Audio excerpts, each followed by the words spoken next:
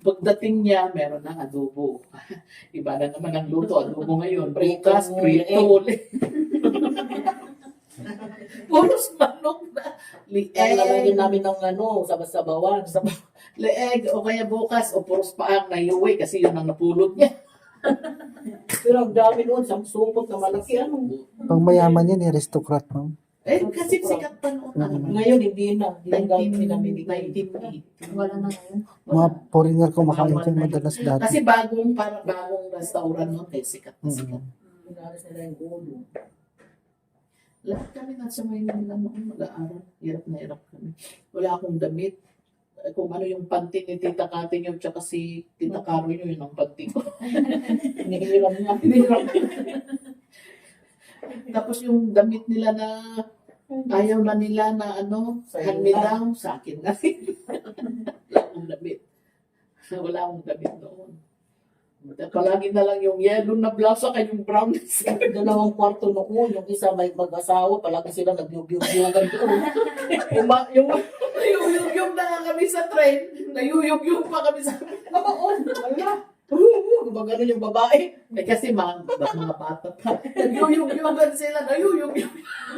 Nag-yug-yugan silang wala. Yeah, Lalo ng loob. ang hirap ng buhay. Ang hirap ng buhay namin kaya.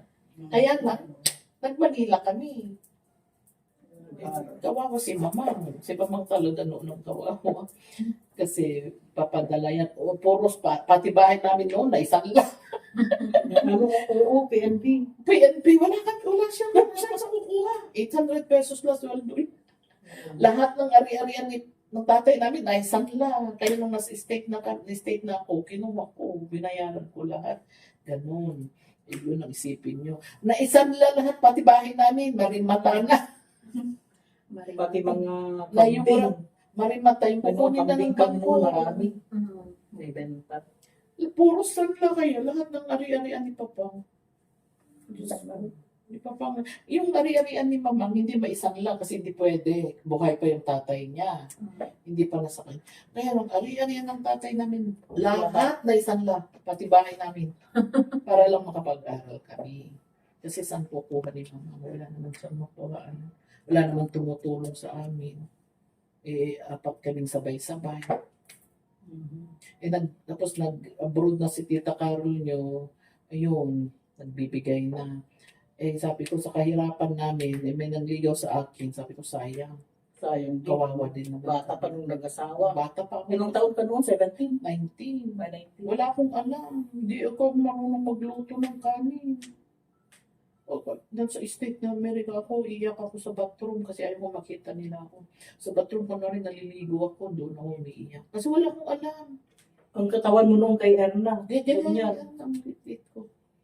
Ganyan kaliit. Tapos wala ako talaga, hindi ako marunong magluto, hindi ako marunong maglaba. Kasi iba yung laba ng probinsyano at laba ng state. Diba? Iyak kaya ako. Tapos, ang ginawa ko, nag-aral ako magbus para makapagtrabaho ako. 3 trabaho ko. Grabe. Nakatatlo naman ako. Kasi dami ko nga ito. Nag-aaral si Tito Floro nyo, si Tita Kati nyo, si Bundang pa, si Brenda pa. Doktor. Oo. Yan, Erna. Ay, oo. Yan, si Erna yan. Ay, ganyan yung ano mo? May picture kang ganyan Oo. mo? Tingnan natin. Si Erna yan, di ba? Oo. Parang yung detective. Diba? Ay, kahapon si Erna yan. Tingnan mo, iharap mo masakit. Parang hindi ikaw pa. Parang hindi Payat noon. Mga 80s, ma'am. May 82. 70s. 82. Sobrang payat ng tito. Kaya ngayon si Ilang Erna. taon ka niyan? Bakit ngayon? 19 tayo. Asawa ko 19, ayaw ko mag-asawa. Mag-graduate na ako ng pharmacy. 4th year na ako, kaya lang, sabi nung tatay ni Joshua, if you don't marry me, you'll never see me again. Hindi ko nga dito. Kasi dito. Sabi ko kunin ko. Kasi sayang kasi, nag-sacrifice ako lang. At sinacrifice ko talaga ang buhay ko para lang magandang buhay namin. Parang hindi ikaw, tita. Diba? Kaya lang, Ba't ako naging? nag-sacrifice ako in a good way. Hindi ako nag-sacrifice nag-asawa para maghirap. In a good way, kasi papunta ako ng Amerika. Diba? Kasi meron nagsakripisyo na mag-aasawa, kala mo sinakripisyo na buhay mo ganun pa rin. Kaya pag kayo nag-sacrifice, sacrifice nyo yung buhay nyo na gaganda. Ako, sinacrifice ko ang buhay ko para gaganda ang buhay namin. Yun ang ginawa namin. Yun ang ginawa ko. Tapos, nagsitisan ako kaagad after 4 years. Ginawa ko si Mamang. Tatay ko muna. Tsaka si Mamang, 3 months bago pupunta ang tatay namin, tsaka si Mamang namatay. Kaya parang si kwento Atake. ni Mamang sa amin. Naatake yung tatay namin. Umuwi na naman ako. Tapos, naghintay si Mamang ng 1 year. Nagbabanglok sa muna. Bago sa pumunta. Yun. Pumunta si Mamang. Nagtatrabaho, 2 trabaho. Habang andun si Mamang nag-aalaga kay Joshua, nag-aaral ako ng nursing. Dami kong sakripisyo. Sacrifice. Hindi yung sasabihin mo, ay, okay naman, okay na to, okay na. Don't settle for okay. Diba, Sir John? Settle for more. Kagaya ni sabi ko nga, Sir John, sabi ko kay Dali, porket teacher, tapos na, hindi mag-master kagaya ni Sir John, tsaka mag-doctorate ka, kagaya ni Sir John. Kasi you don't settle for less, you settle for more. You have to have a goal. Ganun ba yun, sir? You have to have a goal. Kasi pag wala kayong goal, hindi ka maano. Pag kunwari, si Badita, matatapos ako 4 years, after matapos ko, 1 time ko lang kukunin yung board ko. You have to have a goal. Kasi yung goal, Experience ako 2 years. experience ako ng 2 years, mag-i-inclex ka habang tapos mag-abroad ako. Yun ang goal mo. Kaya lang yung mga iba kasi, matapos na ako, okay na, magtrabaho na ako. Wag mong kahit anong hirap, kasi hirap na hirap kami magkakapatid nung sa college kami. Wala kaming kakainin. Alam mo yung ukra? Yung ukra, di ba I-boil. ganun, 4 na 5 na piraso, no? I-boil namin yan. O mayroon kaming bagoong, sausaw namin, tigi-isa kami. Yung kamote, ganun. Tapos yung ano ba yun, yung pang-sausaw natin, bagoong, lagay mo sa kanin, mainit, masarap na yun. Ganun kahirap kami. Kaya kayo masuswerte. Sarap ang bago. Okay?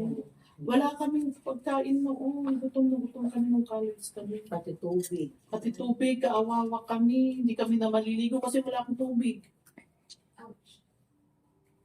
Alam nyo, ang hirap namin. Yung hirap nyo is nothing to our hirap.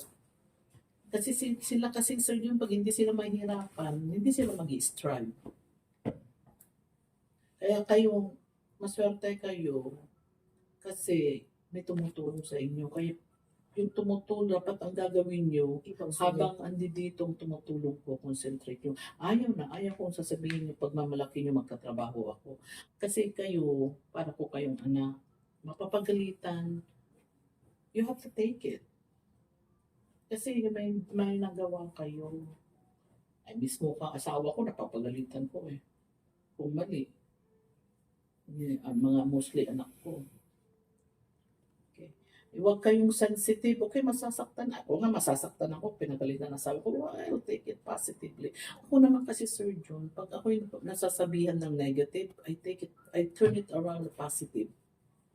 Criticism, your negative criticism, make it into positive criticism. Okay? Yun ang, tandaan nyo yun. Kunwari, may kaklase ka sinabi kay Marjorie, ay, ikaw Marjorie, ang hina-hina mo sa math, ganyan-ganyan. Huwag kang bakit kaya ganun? Ngayon, papakita mo sa kanila na kaya mo. Ganun na. Lahat-lahat ako ganun. I learned to do that to my life. Kasi pag hindi mo gagawin yun, hindi ka magsasaksi. Kasi puros negative. Tapos lahat ng mga negative surrounding nyo na tao, alisin nyo sa buhay nyo. Kasi yung mga negative na tao, They're only doing it for jealousy. Ako, din, be civil. Okay, pag nakita nyo, okay, hello, hi. Kaya lang yung makikipag-friend ka, kasi sikat sila. Okay? Akala mo sikat ka rin. Hindi may mga negative daw. No, don't do that. Hindi kayo magsasucceed sa buhay. Okay? Ganon. Take it from us. Natatanda na kami. Tsaka lahat ng gagawin nyo, dapat you have a goal. Kaya yung call center ko, di ba? By the end of this year, 2025, dapat na-hit na namin ang 30 people. Kaya we work hard. Paano namin makukuha yung 30 people na yun? We have to work hard to get it. 30 accounts. Okay? By next year, by the end of the year, next year, 2026, we have to have 50 accounts. 50 agents yun. Ganun. Wag lang, you don't settle, tapos na ako. Tapos ka, wala kang magtrabaho. Okay. No, don't. Kasi mayroon tayong opportunity eh. Ako naman malambot naman ang puso ko. Pasensya na tita ha. Kaya nang isipin mo naman kasi marami akong naalagaan, hindi lang kayo. Mga employees ko pa dito. Diba, Toy? Kahit, Diyos ko, 2:00 ng madaling araw, nakikipag-usap pa rin ako kay Totoy. Ito yung ganyan. Ang dami kong iniisip, grabe.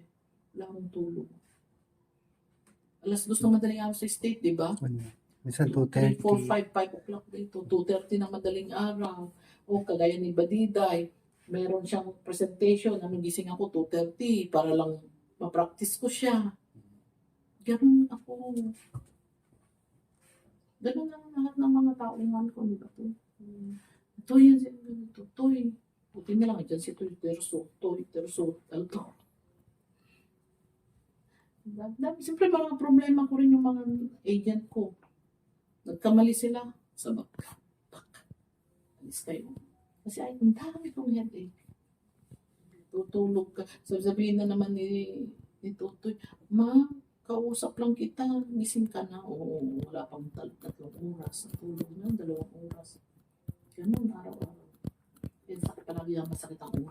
Dami, siyempre, mga kapatid ko. Kung minsan, siyempre, naisipin ko yung mga nanay ko, wala naman nag-aalaga.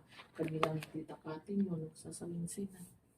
Tapos yung mga employees ko pa doon. Mababait yung mga employees ko sa state. Alam nila, lalo na sila Chantel.